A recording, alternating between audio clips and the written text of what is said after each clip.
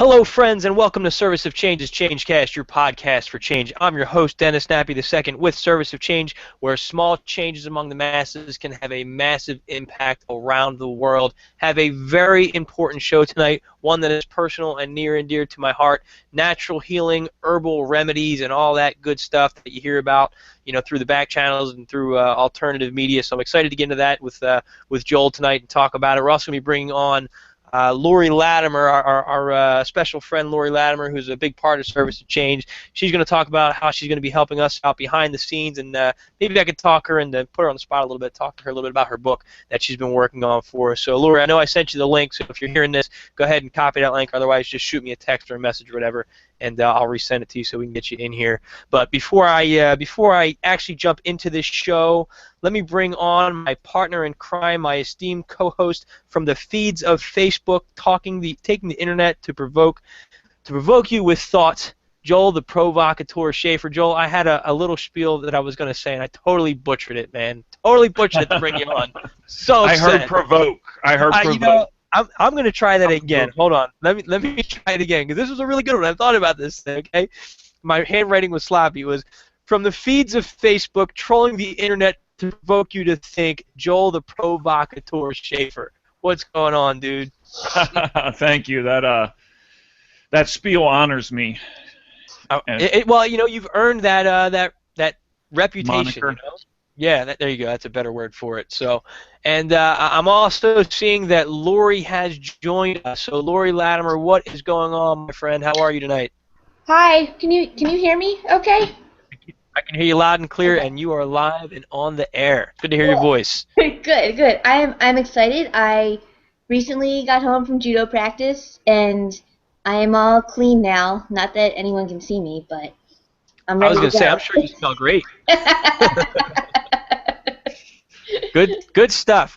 So we're just getting started. I was just introducing the show and bringing Joel on. So let me jump back to Joel real quick and see, Joel, what's going on with you, man? What's exciting in your life? Oh, same old. Just practicing the craft of writing and thinking. I think I've been getting a little better each day in the way I present my thoughts and ideas. So that's been exciting. I'd have to agree, and just my interactions with you and just seeing your writing and speaking with you, I think your confidence is growing in yourself. You're a talented writer, Thank you. just once you have that confidence up there. And, we're going to actually talk about, you submitted an article, through Service of Change, through Joel's Space. Joel has his own blog through Service of Change, so he's got two articles up there right now that are well worth reading. And we're going to talk about his one article tonight a little bit later. What was the title of that article, Joel? Give us a teaser here. Putting you on the spot. You don't remember. It's 5 reasons why finding God or something. I forget it. We changed it, but it's like 5 reasons why the question of God is important. 5 reasons why God matters. There you go. Okay. I got it up on the screen right now for those to see. 5 In reasons. my defense, we kind of changed it because the idea, one of the ideas in the article is not so much that the destination is important. That it's not 5 reasons you need to believe in God or you're going to go to hell. It's like 5 reasons why asking the questions are important. Why 5 reasons I think that there's value in exploring that question, exploring some of the answers, and not necessarily like grafting onto the answers, but investigate. Okay, all right. Good little teaser there. I'd like to get into that, and you're right. We did. I think I changed the title, didn't I, when I was going through editing? No, it was a good change, and I think it's a Service of Change, right? No, it was, because I think that you are more of the mind that it did. The title was going to. Well, the title wasn't lining up with actually what I was arguing. So I think that was important. The title suggested someone who was doing more what would be called apologetics for a certain type of religion, whereas actually the body of the article was more about like what value just even asking the questions. Okay. The exploration, the journey of spirituality in all its forms throughout human history, all over the world. Why I think that's valuable, not just one religious tradition. And the previous title would have more been like, oh, this is another guy who's trying to get me to believe in Christianity or Islam or whatever it is. You know what I mean? Good teaser right there, Joel. So we're going to come back to that. Let me Sure. jump over to Lori for a minute. Lori, who is soon to be our published poet with her book, The Art of Service, a collection of haiku poems. Before we jump into your, big stuff that's going on, Lori, you hit me up, I guess, last week or a week and a half ago. You had an idea of how you wanted to support, another way you wanted to support the show. You want to tell us, kind of what your plans are, what your thoughts are? Yes. I think, with Service of Change, we're trying to build a community of, service and ideas and support. So I thought it would be really cool is if, while you guys are doing the show, whatever guests you have on, that I could live tweet while you're on air so that, I can interact with, everyone that follows you and me in, the Twitter universe, and then bring in comments and questions from there. So, some people might not be a part of the Google Hangout audience, but, we can just bring in more people that way, have it be more interactive, and just maybe come across people that might not normally come across the Changecast. So that was my idea. I love that idea, because Joel and I were going to talk about that tonight. We're kind of going to put out a call to action to our listeners out there to help us spread the word, because what we're trying to do is something good. We're trying to, in the military we talked about, you have intelligence and you have actionable intelligence. Intel is, okay, that's good information, and in the modern world today we have what's called the truth movement. Everybody's all about spreading the word and telling you the truth and telling you, hey, here's what's wrong with the world. But nobody's really telling you what to do with that information. So we're trying to take, hey, maybe this is what's wrong, or maybe this isn't what's wrong, but this is how you can make your life better with simple steps. So we're putting out there to our listeners, we just want you to interact with us, because by your interaction, it creates that footprint online. If you like our comments, if you like what we put up there, hit that like button, hit that share button, hit that retweet button, or that favorite button, and we love for you to comment. We want to engage you guys. We want to talk to you. We want to hear your ideas, because this show is about you, our listeners, and we're so thankful for all of you. So, Laura, I think that's a big piece of that. So, thank you for stepping up to do that for us. Sure, no problem. I'm doing it right now. Wow. Yeah, my phone, when you first started, my phone starts buzzing. I'm like, wow, I'm so popular right now. Look at that. So, no, that's awesome. I definitely appreciate that, and you drawing that attention. So, this is our first time doing this. We kind of haven't planned this fully out. So, Lori, I'm wondering, if you have a question that comes up, how do you want to alert us to that? I can use the instant messenger function, the chat function. Okay. So I can do that, so that I'm not, interrupting. If someone's saying something, or you have a guest on and they're finishing a thought, I can just use the chat function in the Hangout to do that. Perfect. Now, my next question with that is, do I have to have the chat function open? Now, sorry, folks, if you're listening, but we're trying to work this out to benefit you, so bear with us here. But do I have to have the chat function open? Because right now I have the showcase open that shows, our links and websites and stuff. Did you see what I just sent to you? I see it. Joel, oh, yes. But okay. I have the group chat thing open. Oh, wait. Say that again. Something just appeared in the middle of my screen and it just disappeared. So yeah, I think I did see it. So that should work. And you know what, Lori? If I don't acknowledge it in like 2 to 3 minutes, then just spam me or something. Okay. Sounds good. Cool. That'll work. It did appear though. All right, good stuff. All right, then Lori, if you want to or do you want me to do it? Put your microphone on mute, just so we don't get too much background feedback. I can do that. Thank you, Lori. Awesome. All right, Lori, hang on after the show if we don't talk to you before then, and we'll debrief. All right, cool. Good stuff. Thanks, Lori. All right, Joel. So let's jump into our show. A couple of things I wanted to talk about. I mean, we did our I guess not our standard plugs, but I'm really excited what Lori's doing for us right now. But to those of you out there, follow me on Twitter. It's Dennis Nappy II, Nappii. Lori, message me your Twitter feed handle, and I'll put that up there as well for people so they can start following you and get updates on your book that's coming out. We forgot to talk to you about your book, Lori. Come back online real quick. We're going to talk about your book. So as soon as Lori chimes back in, we'll go into her stuff. But check us out on Facebook, facebook.com/serviceofchange. Go to serviceofchange.com. Make sure you download our app. All you got to do is click that picture at the top. That's my son. The picture of my son when he was a baby. Click that little banner up there and save that link to your home screen of your mobile device, and you'll have the Service Change app. It has our Changecast, articles, upcoming events, and a whole bunch of other good stuff on there for you. So please check that out. I noticed we had a couple downloads over the last couple days, and I'm really grateful for that as well. So Lori, you're back on. Let's real quick. Let's go. The 2-minute version, "The Art of Service" by Lori Latimer. Tell us about this project. What's going on with it? Okay, so this is a Haiku Collection which aims to just inspire growth and change both on the individual and community and world level. And so right now I'm just in the process of working on the promotional piece. So my amazing cousin Noah Smalls is working with me on the launch party. He's helping me do a coinciding art exhibit with it. My amazing friend Danielle Gatto is working with me on a book trailer. So, we really want to make something really cool and beautiful that can just put the word out for this project. And it's a really great project. I'm so honored to have been a part of this with you. And for everybody that's looking at the screen now, you see in the top left window all those little images with haikus flashing through them. Those are all Lori's that she does every week for us for a year and a half now, almost 2 years.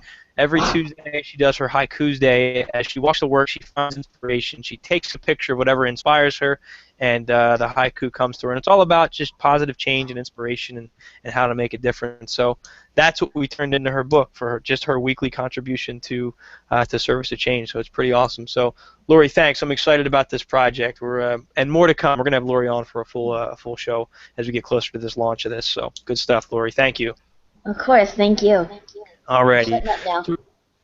You don't have to shut up. Just be quiet. Now, right. Dennis, is her Yeah. book going to have pictures?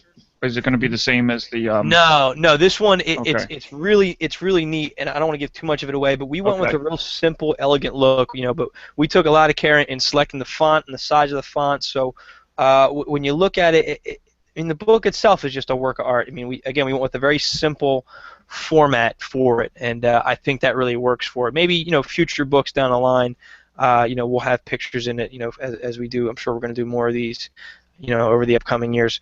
But this one, I think the reader will be very satisfied with it. And we also are coming out with the Kindle version of it, and we're going to have something like a 90-day promotion for the Kindle where you can pre-order it. So that date is going to be coming soon, where you can pre-order your Kindle version. That's going to be 99 cents, which is great. You'll get the content of the poems and stuff, but I'm going to highly recommend getting this hard copy to hold in your hand. It's going to be at a very affordable price because there's just something about it when you look at it and you hold it and flip through it. So it's a beautiful book. So look forward to that. And speaking of which, Lori is definitely one of our Service to Change writers, and we're really looking for writers. If you're an author, you're a poet, you're interested in getting your work published, please check out our publishing page. I'll bring it up. The site's running kind of slow tonight. I got to get that taken care of. But go to servicetochange.com/publishing, and there's all the information there. It's got our projects page, which is up on the screen right now. Talks Lori's book and Ethan's book that's coming up, and it's got my new book on there. But we're really trying to encourage people just write. And if you're not ready to make that leap and get your work published, I'm looking for people to contribute to the blog.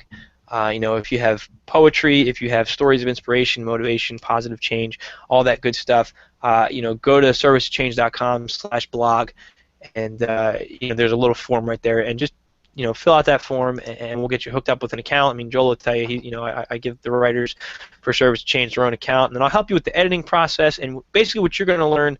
Even if you only do one article, you're going to learn how to format a posting for a blog, what people are looking for, and how to work within the WordPress forum. So it's pretty neat. It's a good trade-off, and it gives you experience, and you can use it as a resume or a portfolio builder as well. So please, I'm looking for writers, to support Service to Change as well. So write, you can share, you can help spread the word. You can comment on our stuff. That all that stuff would be very, very helpful to us. Here's our publishing page that's up.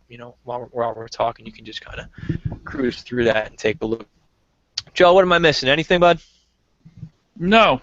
I would just say that in my years of being a writer, I always just craved platforms, and now with the internet, there are lots of platforms, but this is I think one that offers, not only development that you talked about, but an audience. Mm-hmm. So, I know most writers don't want to get famous, and they would like it, but that's not their primary drive, and they don't necessarily need to get rich either, or make money. Once again, that would be nice, but they just want to be heard or read. Yeah.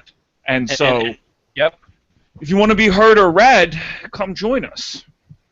Thank you. Good point, Joel. And that's exactly what we're looking for. I mean, we are growing. I mean, this started out, this Changecast started out with me sitting by myself in my sister-in-law's basement, and now it's grown. I mean, we actually have a team of people here that are working with us, and so we've got a great platform here. Again, if you just want to be heard, if you just want to write, we can provide that opportunity for you, because we're really looking to expand and grow our team, and who knows what the future holds. Like I said, Lori was just contributing, one haiku a week, and now she's about to become a published author, and Joel's got some stuff in the works as well. Speaking of which, if you go to Joel's page, Joel's got his own page now, just from everything he's doing with the podcast and stuff. So his blogs are showcased, and Joel he does some some music on, I don't even want to say on the side. Joel is a musician, he's an artist, and so we have a link to one of his songs up on Joel's page as well. So when you get some time, check it out. Go to the Changecast page and click on Joel's blog or Joel's page, and you'll get to see that and what stuff he has going on. So I feel like time's getting away from us pretty quick today, isn't it, Joel? We haven't even gotten into our show, but I wanted to talk about your article. So let's do again the 2-minute version. With your article. Why don't you tell us what was your inspiration for that? It's called 5 Reasons Why God Matters. I have it up here now, and you just broke it down into five steps. I won't read. Let's not break down everything, but here's the headings right here. Basically, if you don't mind me going, why don't you cover it? Go right ahead.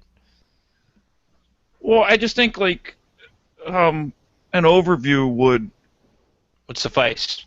Yeah, I think the overview for me is that I grew up thinking of religion as kind of like one thing. Like it was its separate category, and it was pretty much dominated by the supernatural and by rules and regulations and like a bunch of like people that lived in these buildings or went to these buildings and they told you what to do. And as I got older, I started to see that like that's just one aspect of religion and spirituality, and the reality of it is that there's like a line through so much of human thinking and so much of human activity over the thousands of years of history and up until today that involves this way of looking, or these ways of looking at the world and looking at like who we are and how we live our lives and why we're here and what we should do with ourselves and how we should, navigate our problems and navigate our moral questions, right and wrong, and, list goes on and on. So I've seen recently a lot of people, I value it because I like skepticism, I like doubt, I like challenge. And so I see a lot of people, a lot of intelligent people challenging religion and often criticizing it.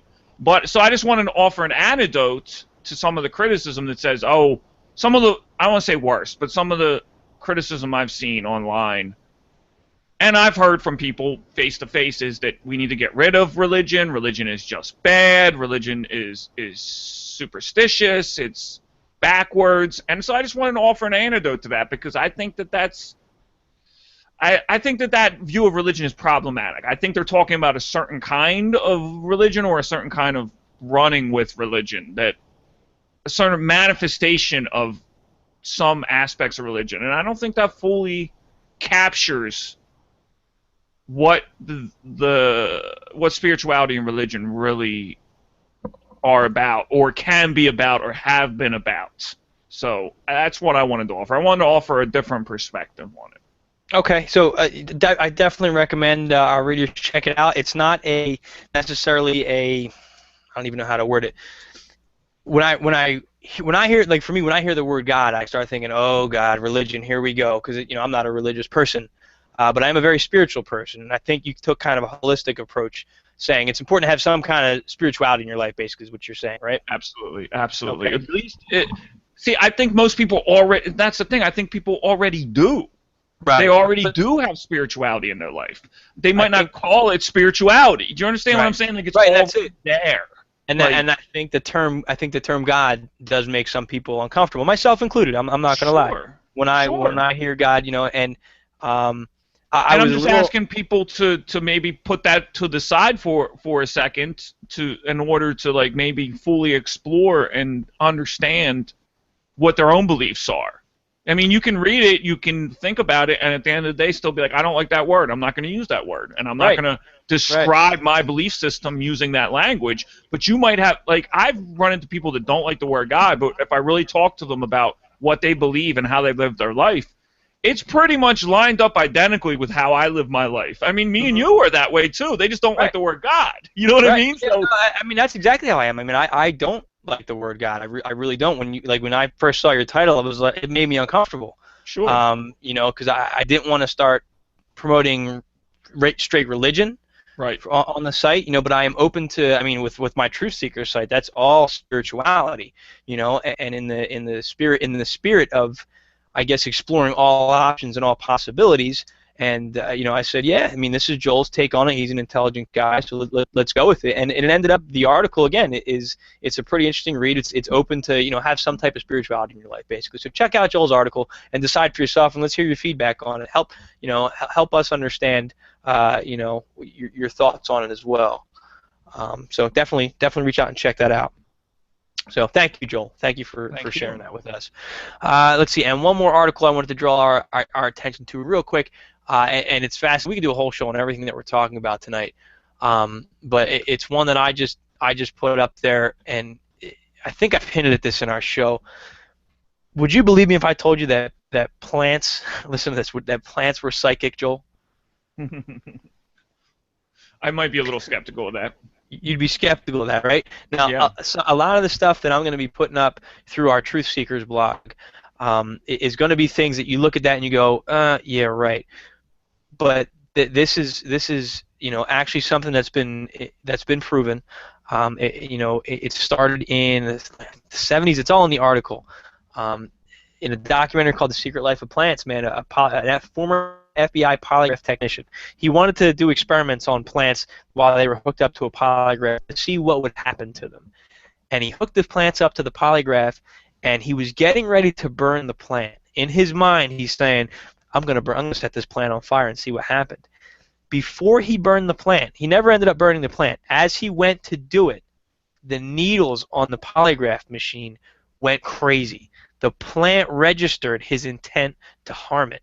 Now, this experiment was expanded upon. It was replicated. Even the Mythbusters did this experiment, and they replicated it. And that's a modern-day science show that the plants are picking up on human intention to harm them. To me, that is fascinating. This article has a lot of good information in it.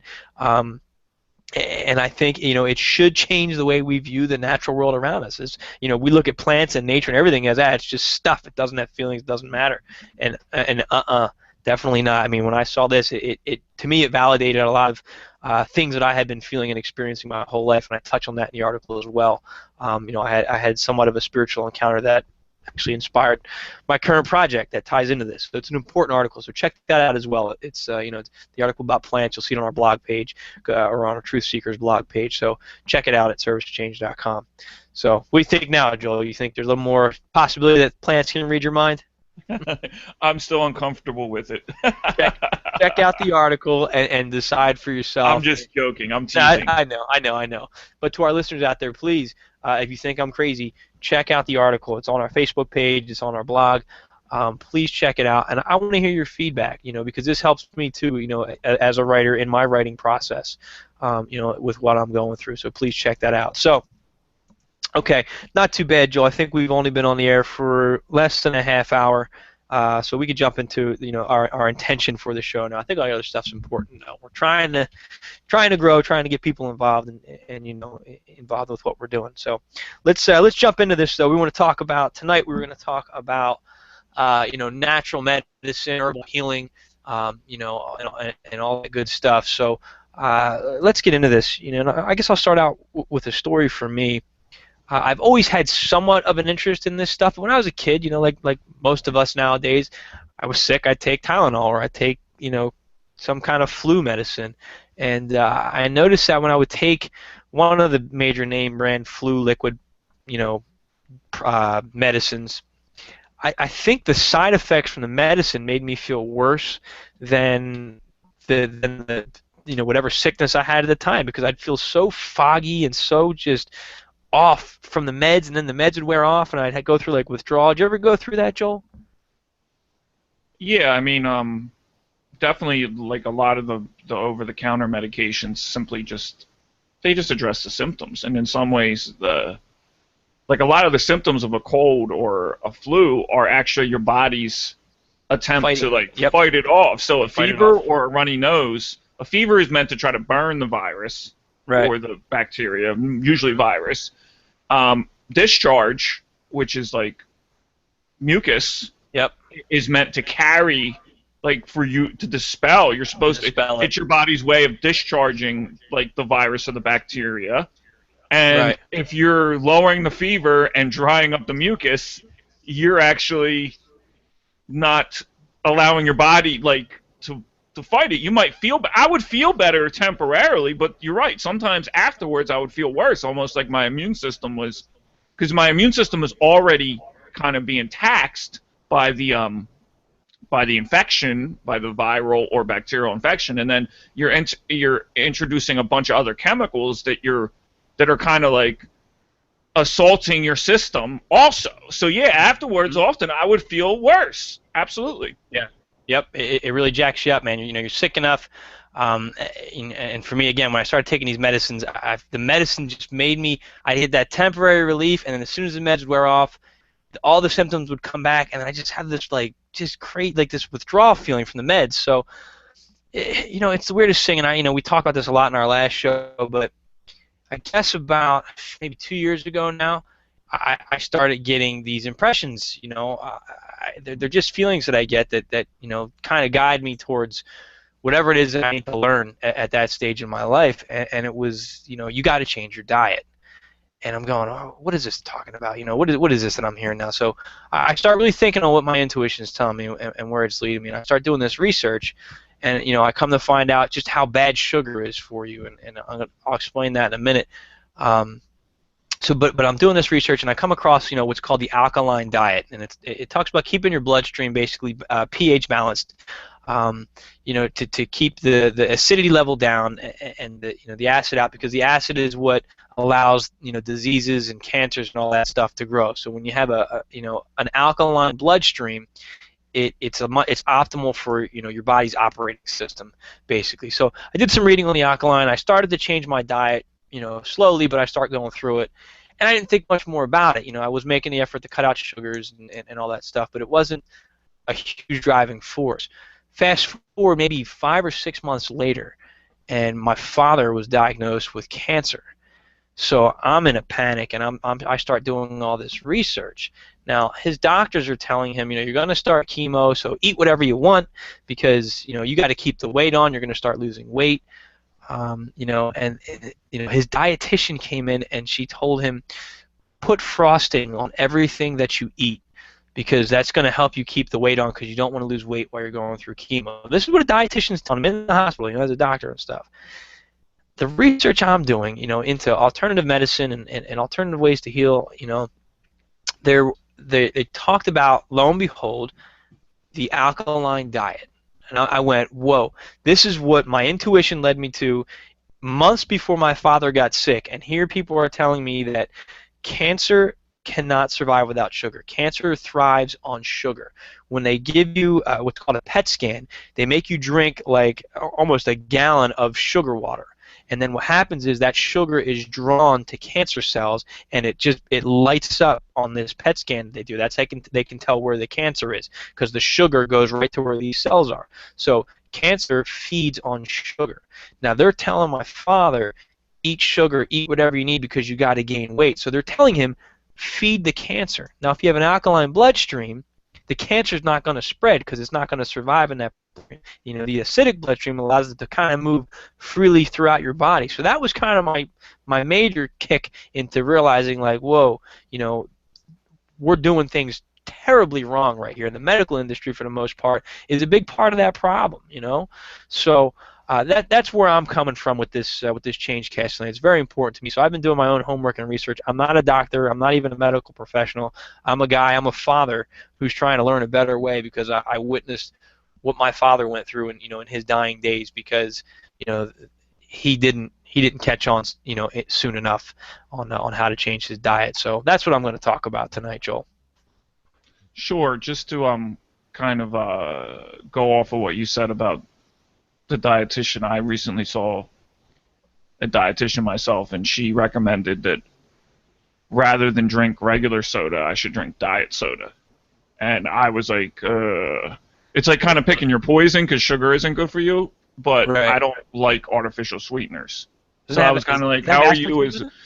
What's that? Does that have aspartame in it? Some of them have aspartame, some of them have sucralose, and some of them have there's a third one. Okay. There's 3 different type of artificial sweeteners nowadays. If you go to Wawa, you'll see 3 different colored packs.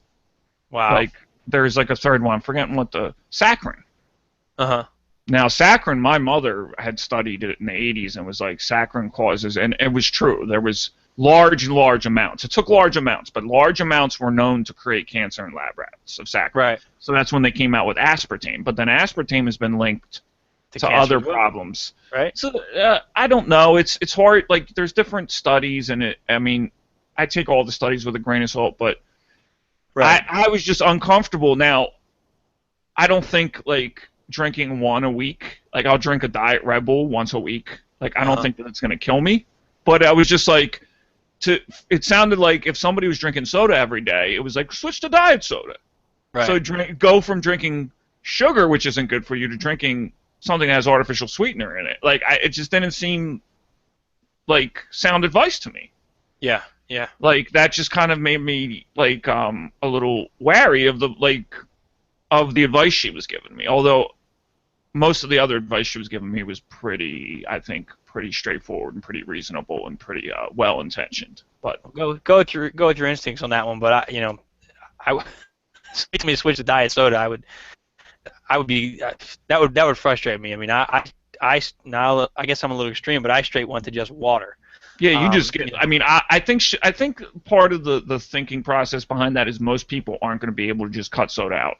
So right, they're kind of like, if they're choosing between a long-term cancer risk and a long-term obesity risk, and right. everything that's comorbid, I think I'm using that word correct, but like obesity is correlated with diabetes and heart disease and early death with all the other things. So sugar creates obesity. So right. they're kind of like, if you got to choose which one, it might be better to do that. It's sort of like how recovering people may still continue to smoke cigarettes, but them smoking cigarettes in short term is better than them doing heroin or cocaine. Do you understand what I'm saying?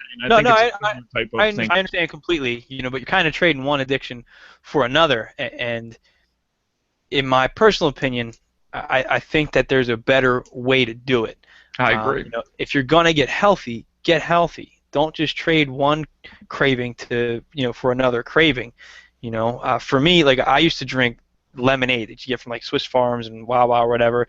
That stuff is practically pure sugar, and I would just kill that stuff. I loved it, and the iced tea and everything. That's all sugar. So the way I cut it out, I would still buy my lemonade, but I started out by drinking my lemonade cut with water. So I drink half a glass of water mixed with half a glass of lemonade, and I did that for probably about 4 or 5 months, and then I went to just water with actually fresh lemon cut in it, and which I still do from time to time. But now I just drink straight water. Actually, I drink water with apple cider vinegar. I put like a tablespoon of apple cider vinegar in it, and that's what I drink throughout the day. Because apple cider vinegar, although it's acidic, once it goes and processes through your body, it actually turns alkaline and is great to help balance out your bloodstream. So that's pretty much what I drink now. But it was a gradual change. And you want to talk about small changes, that can have that massive impact, that's going to have this effect on you and your health, which means it's going to impact your family, it's going to impact, your grocery bill, it's going to impact the stores that you shop at and the companies that are putting out quality, healthy stuff. It's going to impact the medical industry. all by changing your diet, even if you just cut out one thing. So that's a great small change, and just make it gradual. I look at it this way: if you're going to change your diet, because that's where natural medicine starts, is what you put into your body. If you're going to change your diet, give yourself 6 months to a year. Don't think, oh, this week that's it. I'm going on the, this new, what is it, someone new created, the paleo diet or the Atkins diet. Give yourself 6 months a year. Don't just throw all your old food out, and take your time with it, because it needs to become a lifestyle, not a fad. When you suggested this topic, the first thing that I thought of was this recent commercial for a drug that I saw. And I forget the name of the drug, but it's a drug designed to help people lose weight. And they would go through on those. Everybody's probably familiar with these drug commercials. They go through like the litany of terrible side effects. Now, in their defense, most of the time, these side effects only happen in like a tiny fraction of the people, but they're mandated by law to like expose them. But usually it's this breezy commercial where people are like, it's a beautiful scene and somebody's walking and they're like healthy and happy and there's like light, like casual music playing, and then they're like, can cause nausea, can cause irritability, may cause death. Like, but this one, like, what disturbed me the most was it talked about the way the medication worked, and the medication is for people who have obesity, which means, like, once again, in their defense, these are people that may have tried numerous attempts and numerous methods of trying to change their lifestyle and their diet and exercise to lose weight, because it is a killer. Obesity is a killer. Yes. And so it's recommended for that group of people that are labeled obese rather than overweight, which is a classification which means you're tremendously overweight to the point where you're almost guaranteed. It's a medical problem now. Short-term,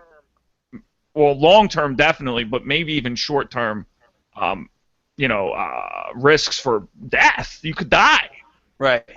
So in their defense, they're trying to treat that, but they're describing what it does. And apparently what it does is it affects something with your reward system. It's very similar to antidepressant in the sense that it does something to the way your neurology, the way your brain processes the desire for rewards. And one of our basic rewards we get in life is through food.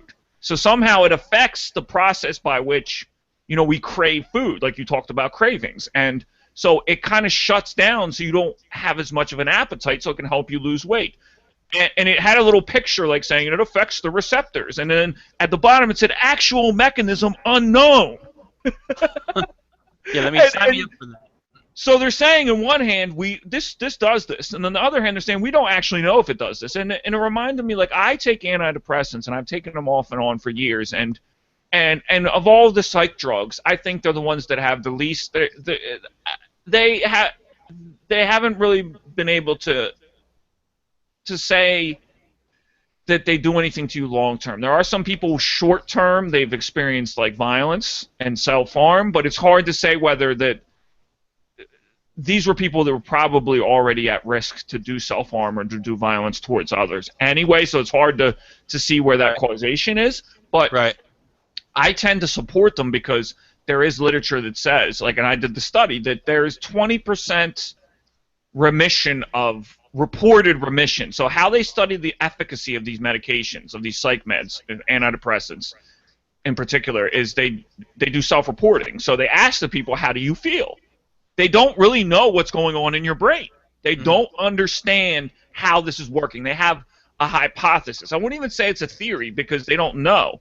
It's supposedly affecting the serotonin, which is one of these reward system chemicals. It's supposedly associated with if you have high or normal serotonin levels. Because actually, if you have way too high serotonin levels, problems can happen too. Or if you have too high dopamine levels, problems can happen too. You need like a balance, and they seem to think that lower serotonin is associated with depression. They seem to think it. They're not 100% sure. So reported remission of depression symptoms was 20% above placebo. So in other words, they give sugar pills when they're testing these things. And so they basically have a 20% success rate. So 20% of the people get relief from depression. Right. It helps. It helps them. Yeah, Not it helps depression, them. So something's going yeah. on. And the other thing is that I've noticed that, like, and we've talked about this with veterans and PTSD and stuff like that, and a lot of that science is in its infancy, but, like, they said that they did notice that there was remission of aggression in lab mice or lab rats when they take antidepressants. And, like, I know in my personal experience, one of the things that is associated with my depression is anger. And anger is simply the outward, like, I'll get angry because the things in my world around me are not satisfying me. They're making me upset. You know what I mean? Like, I can't get joy and pleasure, so I start getting angry, then I start getting aggressive. Right. You know what I mean? So right. I think there might be something going on there, but you fast forward to this other medication that probably they were studying in people as an antidepressant, and they realized, oh, it makes people not as hungry. And the next thing you know, there you go. Next thing you know, they're marketing it to try to help people lose weight. Right, and that's not what it was designed for. That's not what it was designed for. They don't know how it actually works. Yep. They don't know how it actually works. But they're preying on people who are desperate at that point, and that's the problem. And that, and when it comes to big pharma, they're some of the biggest bunch of crooks in the world, and they're legal drug peddlers, man, and they're pushing this stuff. And I watch and I have to update it regularly, but the movie Cancer: The Forbidden Cure, it terrified me because I came across this as my father was dying, and it talks all about basically how the industry is designed, the whole medical system is designed not to in the business of healthcare, but it's in treating the symptoms because there's money in that. Because, oh, you're sick, take this pill. You're overweight, here, take this pill. How many drug commercials are there on TV during the day? So what I'm trying to say is, my whole point in all this is, number one, you need to be a smart consumer, and you need to take care of yourself. Start in the kitchen. What you put in your body is going to impact your health care overall. Now, there's genetics and all this other stuff. There's a time for doctors. There absolutely is a time for doctors.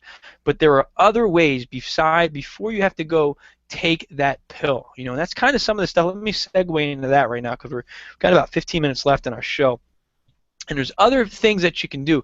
Talk to your grandma. Talk to the elder people in your life about how they used to take care of illness and sickness. They're not going to tell you, oh, I took a pill. They're going to sit there and say, well, we used to, eat this, when we weren't feeling well. We had a lot of, like, I'm a big proponent of garlic, and I've talked about this on multiple shows that I've had. My wife hates when I'm sick because I eat, I'm extreme, but I'll mash it up, I'll throw it in just a glass of water, and I add a bunch of cayenne pepper, and I drink that down, just raw garlic. I stink like crazy, but you know what? It helps me.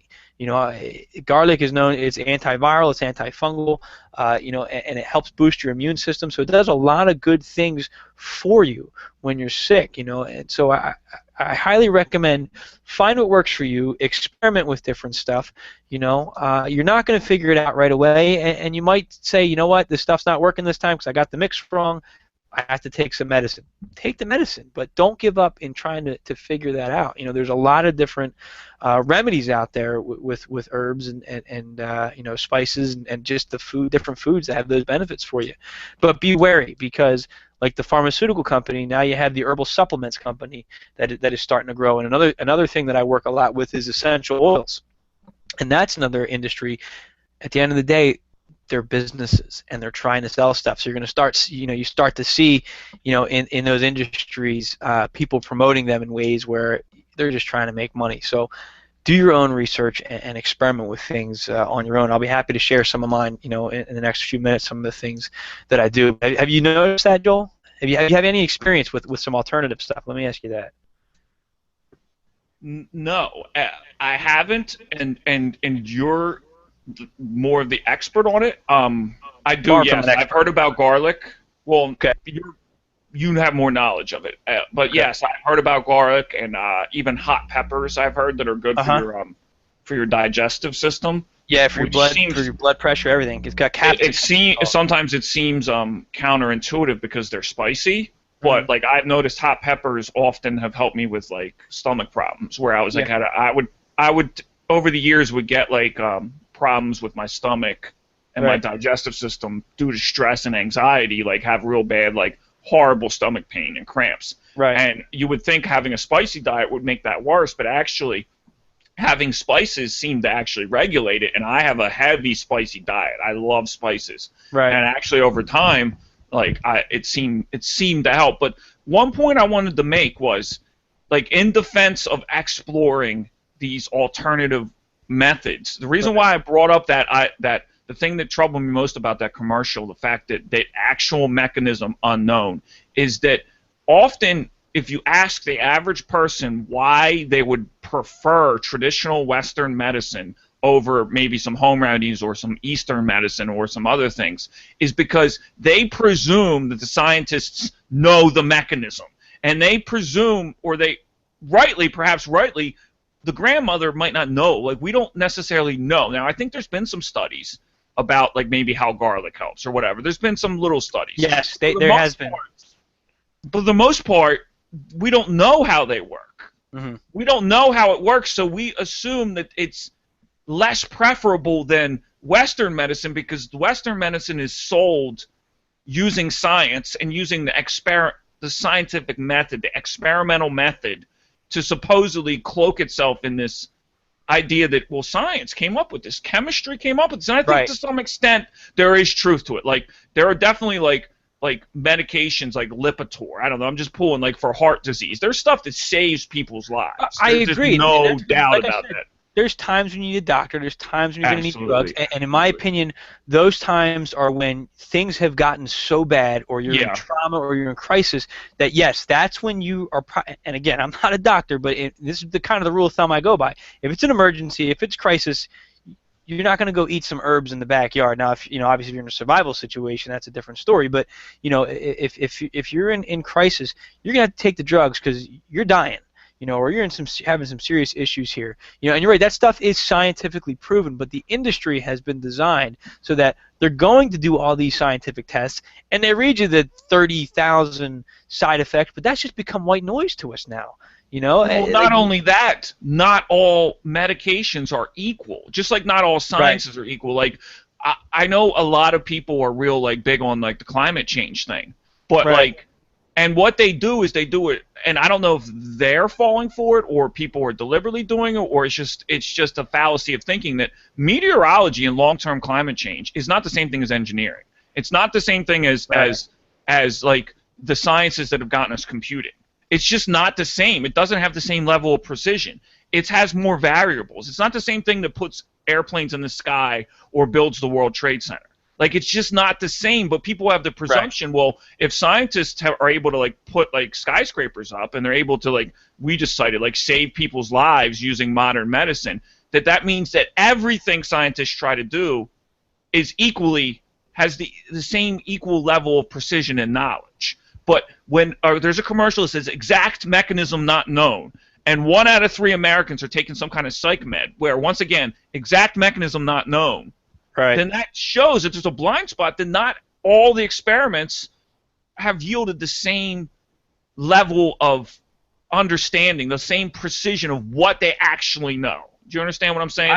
I agree. It's not an exact science, is basically what we're saying. Yeah, and some sciences are exact sciences. Like, in order to get the Mars rover, or they landed something on an asteroid, that's a fucking, I'm sorry, I shouldn't curse, but I'm just getting... You're fired up, provocative. I'm getting fired up. That's an exact science, but that doesn't mean all sciences are exact. Right. Well, but the other thing that's frustrating about that is that these designer drugs that make money that you can patent because you're using chemicals and stuff, they get all this, and I think a lot of this research is skewed, but they get all this attention with their research. Now, you got somebody that says, hey, I was just reading about this, again, when my father was sick.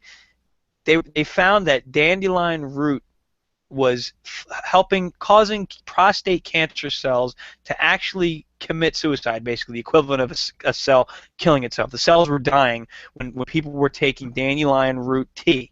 Okay, dandelions are weeds that we spray Roundup, cancer-causing Roundup, on these weeds on our front lawn to kill them, yet they are the key to fighting prostate cancer. You know what I mean? So we got such a warped mind, but that they didn't get a lot of research and a lot of attention because why? You can't patent it. I have dried dandelion root sitting in my cabinet right now that I picked over the summer because I know it's good for you. You know, it does a lot of things. It promotes, you know, your liver function, you know, which is good for increasing your bile, which aids you in digestion, which can help you with a whole other laundry list of issues. You know, the problem is, again, when you start looking at body systems, you know, let me work on my liver, you know, take foods that are good for my liver because it's going to support my digestive system, instead of saying, well, you know, I've got an autoimmune disease, so let me take this pill to treat the symptoms of my autoimmune disease. No, let me go into the course of it, which is in my gut, which is where a lot of these things originate, because that's where a lot of your immune system starts, you know, is regulated, is within your gut.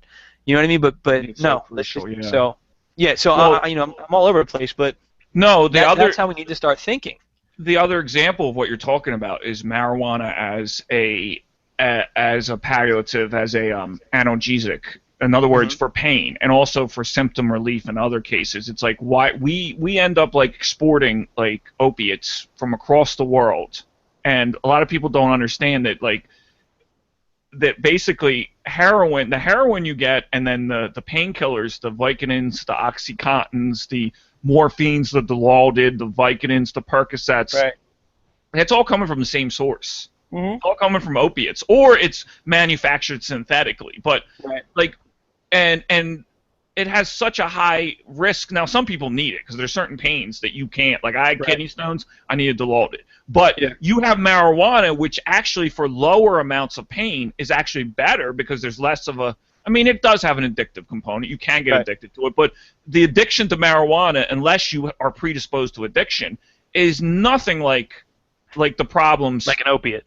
Well, the opiate often isn't a problem for the person. It's a problem for the person who's nearby. You know what I mean? Like the person who raids and takes. It's the diversion of those opiates into the black market or into the hands of people that are predisposed to addiction is the problem. But marijuana remains illegal until finally, recently, people are like our governor is finally saying, you know, we're going to have medical marijuana in Pennsylvania. You know, and that's ridiculous, Joe, because you look at again, and I'm going to go on a little bit of a nappy tangent here, but you know, you look at all of these drugs that are illegal, and they all have medical benefits in some way, shape, or form, but they've been introduced as a system and a means of getting high. But when you talk to, you know, again, I'm a big fan of going back, you know, as natural as you can. You look at the indigenous people, the old medicine men. They would use these to you know, either for spiritual experiences or to treat you know, medical conditions, both of which help to preserve and enhance health and life overall. So that stuff is illegal, but I can go buy a pill that's going to. Joel, when I was a police officer, one of my most common calls, we called it a 1081, and that was somebody that was having a mental breakdown. They were in mental crisis. And 9 times out of 10, when I was there, you know, I'd be talking to these people, and I say, well, what's going on? Well, my doctor changed my meds, or I stopped taking my meds. That's what it always came down to, was that there was issues with the medication, and it caused them those problems. And that, you know, so these meds are so dangerous, these pills, and I know people, they need them as of right now because we don't have an alternative. But I also think that we're going to find there are environmentally contributing factors that cause these people to have these mental illness. And also, and I won't get into this tonight real quick, but with the subject of my next book, there's a spiritual component that's afflicting certain people that are predisposed to, you know, to or more sensitive to external forces that we just don't see every day. So find another way is my point, you know, and more to come on that, definitely. Well, preventative medicine. I think preventative medicine is where you're driving at, and I'm very glad because I'm on the same page as you that you're not, because a lot of people get angry, and so I think rightfully when this topic comes up, because there are people that are saying, don't take any of the medications. Don't seek traditional medication or traditional medical treatment at all. And I think that's just as dangerous. It has to be it has to be a balanced approach, because like whatever, if you're talking about physical disease or you're talking about mental disease, you have, and we've in this conversation we've talked about both, you have years of causation.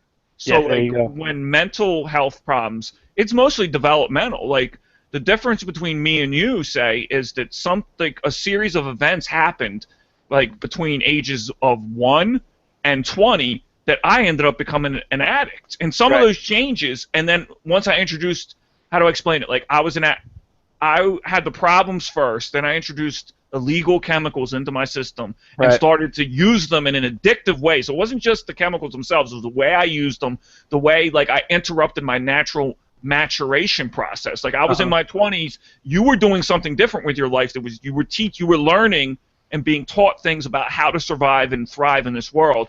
I was being kept from that process, not totally, because I did learn things and I did participate in the world, but I was kept from fully engaging in that process through an addictive daily routine or regiment. And so between the two things, I had possibly unalterable, like, permanent changes made to my physical and to my mental, because the physical and the mental are kind of arbitrary, to my system, to my mind and my body, that now I kind of, and this is why I do accept, like, the recommendation from my psychiatrist to take some antidepressants, because I understand some of that damage I did is irreversible. But some of it is reversible, and that's exactly what I've been doing. This is what I'm doing in this Changecast. This is what I do in my daily life, is I'm trying to relearn or learn from the first time.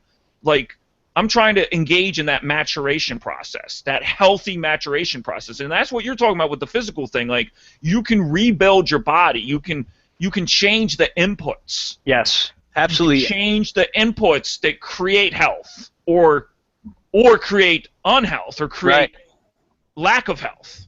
And Joel, you said you're trying to relearn certain things, and I think another way, I listened to a speaker today. He said, sometimes we have to first unlearn a lot of the crap that we've put into not just our bodies, but also our minds, our perception of the world. And that's that's kind of my big push with Service of Change. Especially now, is that everybody says wake up all the time. But I really think that a lot of people are waking up and they're still in a dream, and we talked about that with. There's levels of it. There is, So, but some people wake up and they go, "Yeah, dude, the world's messed up, the government's cruel, and all this crazy stuff's going on. Let's go fight the man." Well, we talked about, with our revolution stuff that we talked about. You're still waking up in a dream, and that's the same thing with with the natural healing. It's like, yeah, everything's bad, let me scrap it all. No, we're not there yet. We don't have the knowledge or the expertise, not all of us anyway, myself included, to just go out in our gardens. I'm gonna eat this and pick this. So it's a process, and it should be a gradual process. Absolutely.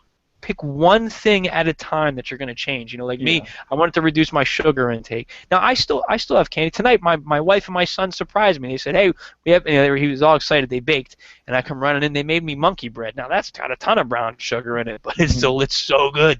But it's in moderation. I don't eat that all day long. Now I'm at the point where I drink.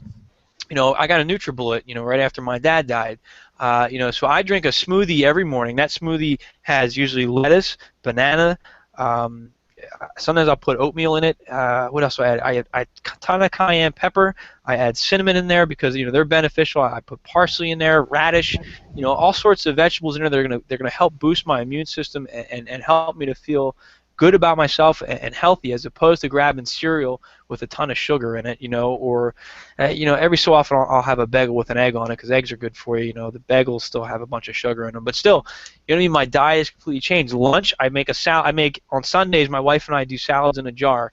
So I'll make 5 salads on Sunday afternoon, and I've got them in a jar ready to go. I just grab them each night, throw them in my lunch bag, and now I've got a healthy salad with my homemade salad dressing. That takes me 2 minutes. It's oil, vinegar, some salt, pepper, oregano, some dill, some Greek yogurt, and I've got my own dressing, and it's healthy. I'm not putting all those other crap with preservatives in my body.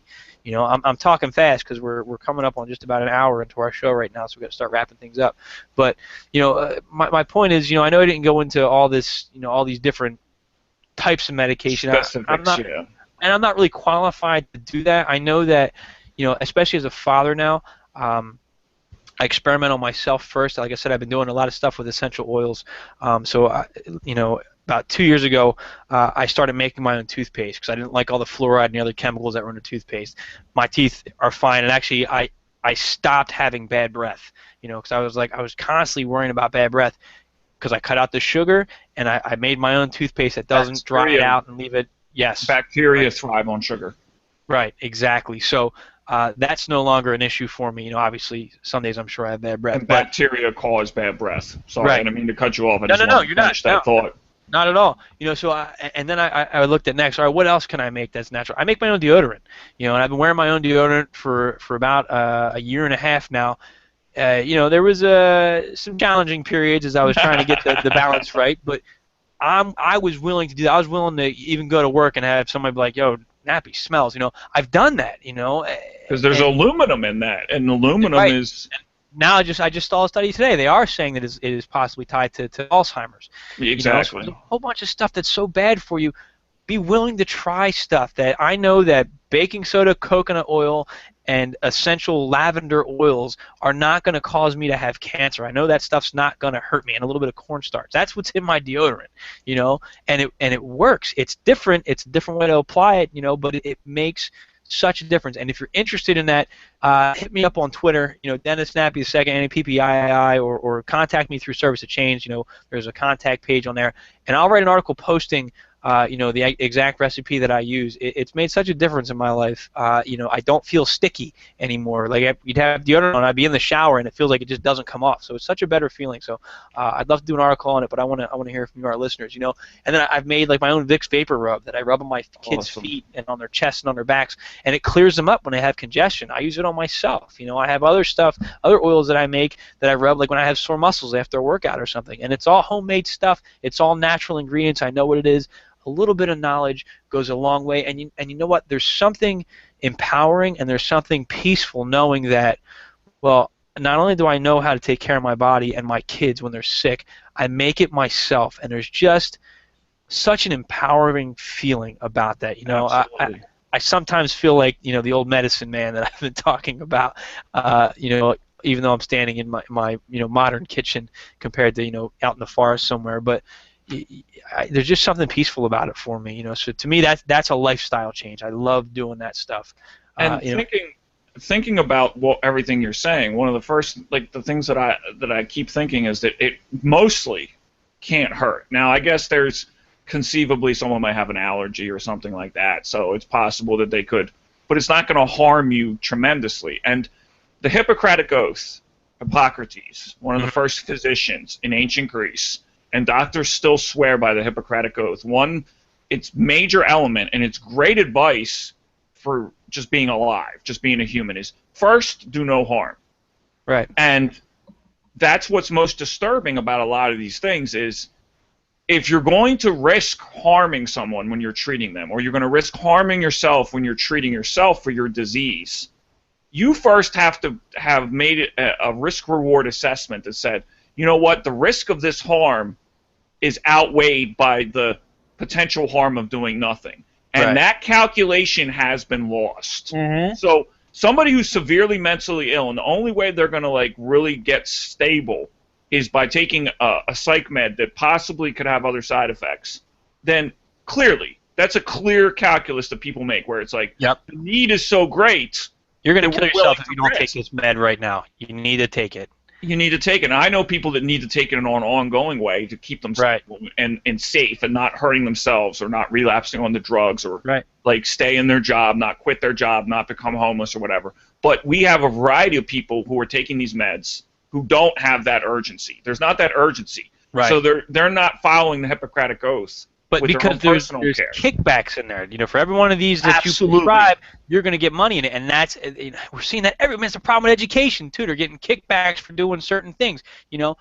Different topic for a different day, but with medicine, man, when a doctor says, "Here, take this pack of pills," as a free trial, like, whoa, be wary of that when your doctor starts pushing those pills on you. Now my doctor, he tells me I don't push pills. He says, "You want to try something all natural? Tell me about it, and just so I can be aware of it, and we'll work with it and see what works." I'm on thyroid meds that I'm trying to come off of, so I have all different things I'm getting ready to try to come off of the thyroid medication. And my doctor's working with me, so cool. That's a doctor that I can respect, who doesn't try to push the meds on people. But there are doctors, they make extra money off of this. The movie The Fugitive, that was the whole thing was about. He was trying to falsify test results to push the drug that he called Provasic. I don't know where that memory came from, but that was the whole premise of it. But that's real life. Years ago, Dennis, I was taking this antidepressant called Effexor. Couple minutes left, by the way, Joe. Sure, and Effexor. it worked not just on serotonin, it worked on, I think, your norepinephrine or dopamine. I forget. It might work on all three. And I remember it wasn't working totally because my lifestyle, like I was like pretty much a daily user of cannabis, and I would, binge on or experiment with other stuff on the weekends. So that was probably one reason it wasn't working, but it also, the side effects were, oh my God, I was a zombie. Even my friends were like, what's wrong with you? Like, I was zombified. The side effects were more powerful than hallucinogens I had taken in terms of how I changed. So I go see my nurse practitioner, and she goes, oh, you're having bad side effects? Why don't we double the dose? Yeah, double the dose or take this pill to help with your side effects, And I was like, that's the most counterintuitive thing. I've never had one of my friends, my drug running buddies, say, this acid hit is really, this acid, I'm really having a bad trip. Here, take another acid hit. Take more, make it worse, Take more. I was like, that's absurd. But that's the mindset. If it's bad, do some more of it. But so many people do that because you're not informed, you're not educated. And especially some of those people, they're a lot of times, and you can speak on it more than me, but we're just about out of time. But when you're going through addiction, sometimes you're alone and you're not in the right state of mind, so you take what they give you. But once you get your head right, start doing some research. And the other thing that I want to talk about is it's more than just your eating and your knowledge of herbal medicine or essential oils, or even if you're taking meds. It's lifestyle, mind, body, spirit. Exercise, sleep. Make sure you're getting a good night's sleep. And again, I'm a huge proponent. No, we don't, and that's because of the lifestyle that we're forced to live with all this work we have to do. But I'm a huge proponent of Tai Chi and meditation. Even if you don't want to do Tai Chi or yoga is just as good, and meditate. Just take some time. And Joel and I have talked about this in our practical spirituality episode. Check it out. My article talks about meditation too. It certainly does. So, there's some great resources in some of our old Changecasts, and some of our blog posts on it. You can even throw it in the search window. At the top of the screen, type in some of those keywords and find it. But it's all about lifestyle, and at least here in the West in America, it needs to change, and not to, I guess, go on this level. But we have been lied to, we have been duped. But it's not, this isn't a fear-mongering, irreversible. The world is going to end. You have the power. You've got the internet in front of you, and you've got a resource like us here at Service of Change. Reach out to us. Again, we're not doctors, we're not experts, but we can tell you what's worked for us. I can tell you what's worked for me. I'll be happy to do it. We want to hear from you. Please engage with us. Let us know, what you think, how you're doing, what you're trying. Definitely reach out. So we're just about we went over our time, Joel. So any final thoughts for us before we end the show? I would just say, first, do no harm. First, I like that Hippocratic oath, because if doctors have to abide by it, a lot of people in the West, to their credit, in the field of Western medicine, talk a lot about like self-care and be your own advocate. You're your best. A patient is his or her own best advocate. So if that's the case, you can extend that you need to kind of think about things in the same way a doctor would, which is first, do no harm. Right. And that's the same as as the Wiccan read. Do as you will, so long as you harm none. Exactly. It's the same thing. It's a I'd say a universal truth. That's how I try to live my life. Do what you want to do. Just don't hurt anybody or anything. So, all right, Joel, great advice, great show tonight. A big thank you to Lori. My phone has been blowing up with tweets. So thanks, please Lori. interact. Yeah, Lori, we love you.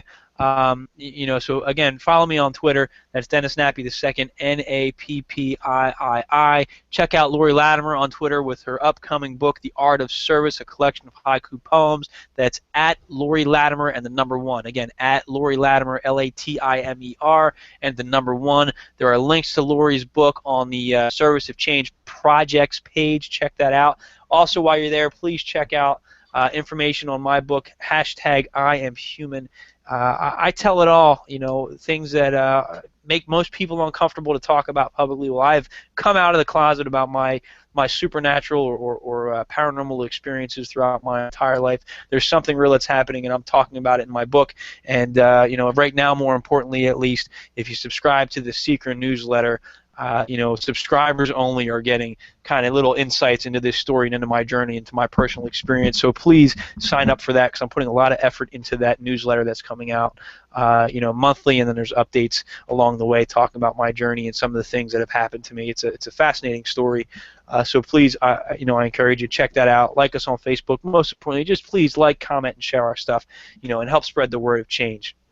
So that's all the time we have. We have gone over. Thank you to you, our listeners, as always, for supporting the show and being a part of this Changecast and of Service of Change. If you're a writer, if you're an author, you want to be published, or you have some questions about it, hit me up. DNappy2 at Service of Change, or through all the social media feeds.